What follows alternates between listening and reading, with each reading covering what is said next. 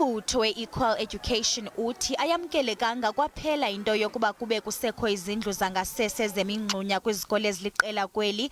Umphathiswa wemfundo esiseko unkosikazi uthe isebe lakhe liceba ukuphelisa nya ezi zindlu zangasese ezingekho semgangathweni kwizikolo ezibalelwa kuma-4,000 kweli ngonyaka ka-2022, kwaye uthe ezinye zezi zikolo zisanikwe izindlu zangasese zethutyana. Ukanti umququzeleli weEqual Education uthi nangona belamkele linyathelo lezindlu zangasese zethutyana, kodwa elisebe libetha ngonyawo lonwabo kule nkqubo yokwakha izindlu zangasese semgangathweni kwezi zikolo. From the images of plain pit latrines that we have been seeing on social media and that we have been seeing on our school visits, you can just see how dangerous those structures are, and that they do not promote health and hygiene, and they do not even provide privacy and security for learners. Some schools have been provided with mobile toilets as a form of relief. And while that has been welcomed, we want to know when permanent structures will be put in place. Uthi akukho semthethweni kuba kubekho abafundi abanezindlu zangasese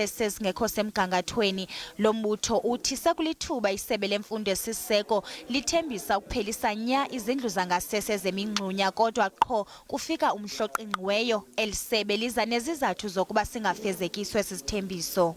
The 2016 deadline was very clear of the minimum uniform norms and standards for school infrastructure, that the department must ensure that schools made of unsafe structures are eradicated, and the deadline came and went. We still have schools that have plain pit latrines. The Education MEC in Limpopo, in her maiden budget speech last year, made a promise that there will never be talk of plain pit latrines in the next financial year. March 2020 came and went, and we still have schools in Limpopo that have plain pit latrines. And this year, as per the norms and standards for school infrastructure, is the second deadline. But we are already seeing that the department is going to miss that deadline. Equal Education ithi nanjengoko eli liqubisana ne-COVID-19 kubaluleke nangakumbi uqinisekisa ucoceko nokhuseleko lwabafundi nootitshala kwintsholongwane, kwaye imemelela isebe lemfundo esiseko ukuba linyuse umxakatho.